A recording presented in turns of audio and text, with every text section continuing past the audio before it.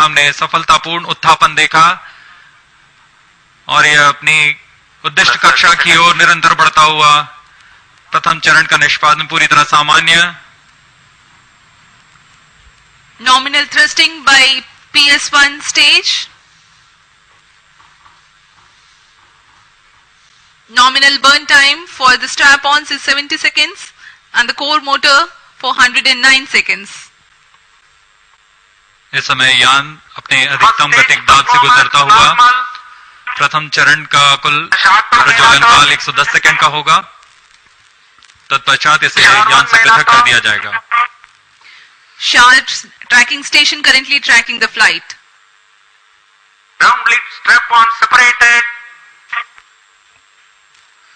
दोनों स्ट्रैप-ऑन्स को यान से पृथक कर दिया गया है तथा कोर बूस्टर अभी भी प्रज्वलित है। Presently the core S139 motor alone thrusting. The strap-ons have been separated. Normal. This stage will carry the rocket to 57 kilometers altitude and add 1.6 kilometers per second as a relative velocity. इस घटनाक्रम पे अगला है प्रथम चरण का पृथकन तथा द्वितीय चरण का प्रज्वलन। First stage separated. Second stage engine started. Closed loop guidance initiated. जी हाँ, इसकी पुष्टि हो चुकी है। प्रथम चरण को सफलतापूर्वक यान से पृथक किया गया है और द्वितीय चरण का प्रज्वलन शुरू हो चुका है।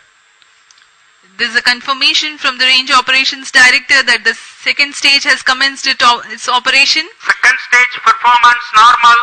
And as the altitude right now is almost at the verge of the dense atmosphere, closed loop guidance has been initiated. The next flight event is eagerly awaited.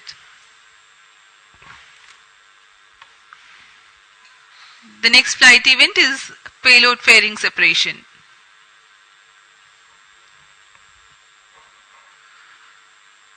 द्वितीय चरण का निष्पादन सामान्य है। इसका कार्यकाल 152 सेकंड का होगा और इस दौरान यह कुल 800 किलो न्यूटन का प्रणोद उत्पन्न कर यान को उद्दिष्ट दिशा की ओर ले जाता है। इसकी पुष्टि हो चुकी है। ऊष्मा कवच को यान से पृथक कर दिया गया है। Second stage performance normal. There is a confirmation of payload fairing separation and a nominal thrusting by the second stage of PSLV. द्वितीय चरण तरल नोदक पर आधारित चरण है। इसमें UDMH और N2O4 को ईंधन की तरह इस्तेमाल किया जाता है। वर्तमान में विकास इंजन नामक इस द्वितीय चरण के इंजन द्वारा प्रणोद उत्पन्न किया जा रहा है।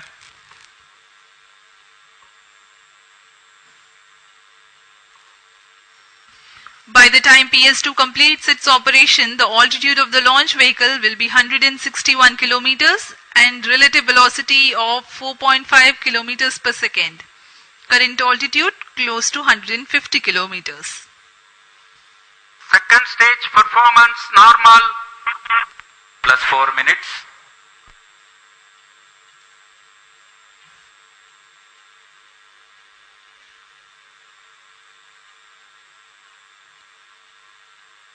यान पूरी तरह अपेक्षित पथ का अनुकरण करता हुआ।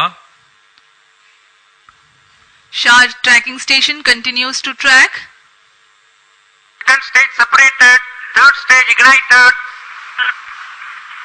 द्वितीय चरण को सफलतापूर्वक पृथक कर दिया गया है तथा ठोस नोदक वाले तृतीय चरण का प्रज्वलन शुरू हो चुका है। Third stage performance normal. The performance of third stage is reported to be nominal.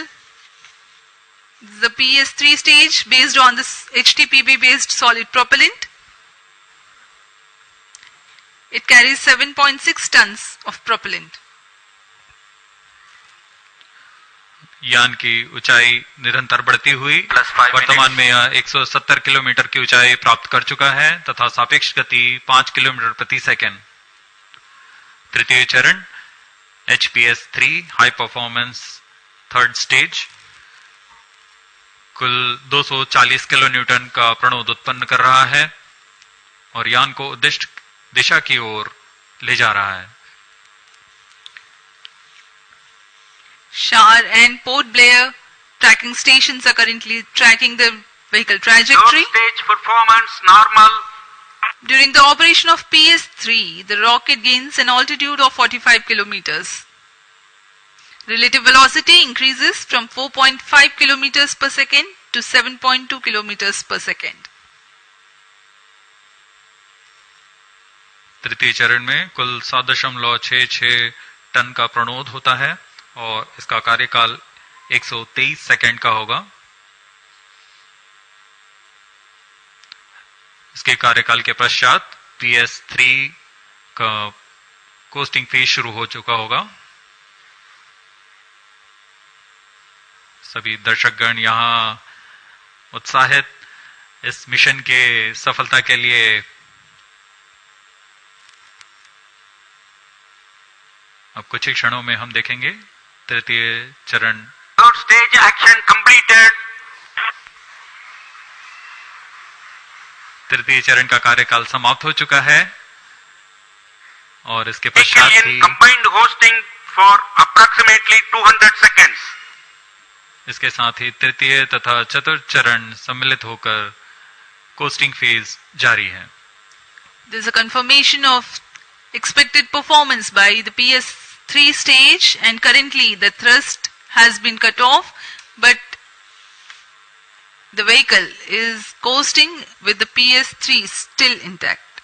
The separation of PS3 has not yet taken place. Vehicle performance normal. जी हाँ, यह कोस्टिंग फेज 200 सेकंड्स तक जारी रहेगा। उसके पश्चात तृतीय चरण को यान से पृथक कर दिया जाएगा। The combined coasting continues for 200 seconds. Thereafter, the separation of PS3 takes place, but PS4 continues to coast for another 400 seconds.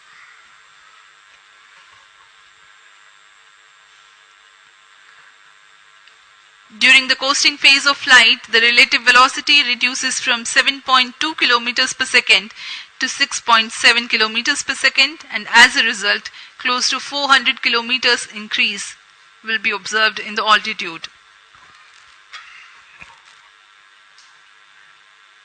XPoSat विभिन्न खगोलीय विकिरण उत्सर्जन स्रोतों जैसे ब्लैक होल, न्यूट्रॉन तारे, सक्रिय आकाशगंगा, नाभिक, पल्सर पवन, निहारिका आदि से उत्सर्जित उत्पन्न जटिल प्रक्रियाओं द्वारा होता है और इसे समझना खगोलविदों के लिए एक चुनौती बना हुआ है। एक्सरे पोलैरिमीटर हमारी समझ में दो और आयाम जोड़ेंगे।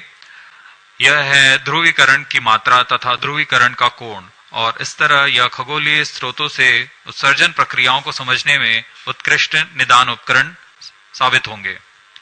एक्सपोसेट द्वारा भारतीय विज्ञान समुदाय की राह पर यह एक प्रमुख अनुसंधान की दिशा है। एक्सपोसेट में दो मुख्य वैज्ञानिक निदभार हैं जिनका नाम है पॉलिक्स और एक्सिस्पेक्ट। इस उपग्रह का कुल भार 469 केजी है।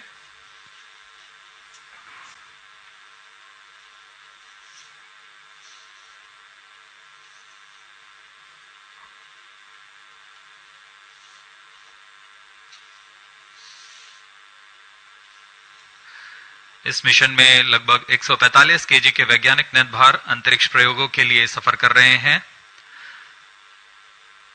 इन्हें अंतरिक्ष प्रयोग पोयम 3 का नाम दिया गया है। सर्वप्रथम poem PSLV orbiter experiment module का सफल प्रयोग 30 जून 2022 को PSLV C53 द्वारा देखा गया था। फिर 22 अप्रैल 2023 को PSLV C55 द्वारा पोयम 2 का प्रयोग भी हमने देखा। अमित तिवारी पॉलिटिकल एडिटर हमारे साथ फोन लाइन पर जुड़ चुके हैं। अमित, एक्सपोसेट की लॉन्चिंग हो गई है श्रीहरिकोटा से, तो लगता है कनेक्शन हमारा टूट गया, लेकिन एक बार फिर से साधने की कोशिश करेंगे क्योंकि आज 2024 और साल का पहला दिन 1 जनवरी और आज से श्रीहरिकोटा में एक्सपोसेट की लॉन्चिंग हुई है।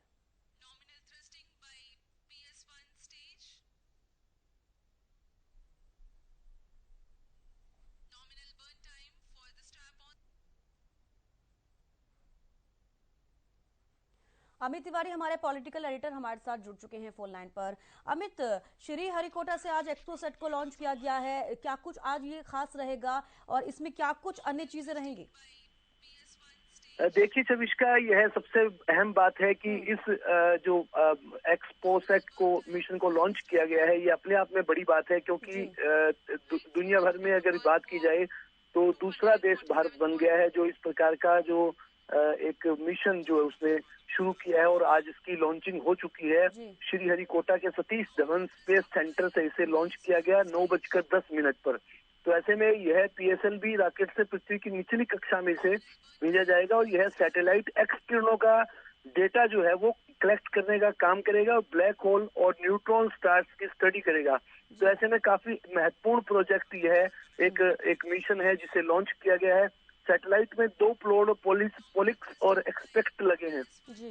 तो ऐसे में यह एक बड़ा मिशन है जो दुनिया भर में भारत की जो अंतरिक्ष में एक तरह से सत्ता को मजबूती दिलाने का काम करेगा। देखिए जो 2023 को हम इसलिए याद करेंगे क्योंकि मिशन चंद्रयान जो है वो भारत ने कामयाब किया था और अब जो है साल के पहले दिन ही यह एक मिशन लॉन्च कर दिया गया। तो अपने आप में महत्वपूर्ण यह जो एक मिशन है। जी शविष्का।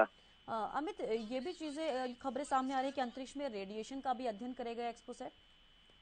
जी बिल्कुल, मैं जैसे पहले बताया कि सभी तरह के रेडिएशन का इसका जो एक्सरे पोलरिमेट्री सैटेलाइट, इसे नाम ही इसका ये है और तमाम तरह के रेडिएशन को और दूसरे डेटा को कलेक्ट करने का यह काम ये इस मिशन के जरिए होगा। और देखिए सबसे अहम बात है कि यह भारत के लिए पहला है और 2021 में एक नासा ने इस प्रकार का पहले मिशन लॉन्च किया था और उसके बाद दुनिया में दूसरा पोलरिमेट्री मिशन जो है वो अब यह भारत ने किया है। तो ऐसे में एक बड़ा प्रोजेक्ट आज यह लॉन्च हुआ है और इसका निश्चित रूप से भारत को भी और दुनिया को भी इसका लाभ मिलने वाला है। जी भारत को दुनिया को इसका लाभ मिलेगा। बहुत शुक्रिया अमित हमारे साथ जुड़ने के लिए, तमाम जानकारी देने के लिए।